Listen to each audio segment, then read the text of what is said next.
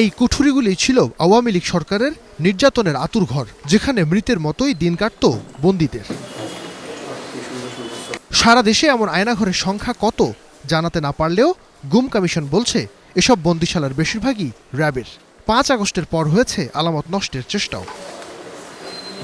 প্রধান উপদেষ্টার কাছে চূড়ান্ত প্রতিবেদন জমার পর গণমাধ্যমের মুখোমুখি তারা। কমিশন সভাপতি জানালেন, প্রায় 25% গুমে র্যাব, 23% অভিযুক্ত পুলিশ। এছাড়া ডিবি, ডিজিএফআই ও এনএসআইয়ের মতো গোয়েন্দা সংস্থাগুলো এতে জড়িত। সে কারণে এসব সংস্থার সংস্কার ও র্যাব বিলুপ্তির সুপারিশ তাদের। আলটিমেটলি তো রিফর্মস লাগবে। আমাদের যে গোয়েন্দা সংস্থা আছে প্রত্যেকটা রিফর্মস লাগবে। আমাদের দেশের গোয়েন্দা সংস্থা কী করে আপনার ইন্টারনাল পলিটিক্সে তারা মানে নাক গলায়। কেন নাক গলায়? ওইটা পার্ট ইন পাওয়ার চায় বলে, এবং ওদের তো মিসইউজ করা হয়েছে। আওয়ামী লীগ সরকারের আমলে নির্বাচনের আগে গুম বাড়ত, আর অপরাধের ধরনও ছিল একই রকম। নিখোঁজদের বেশিরভাগই বিএনপি ও জামাত নেতা।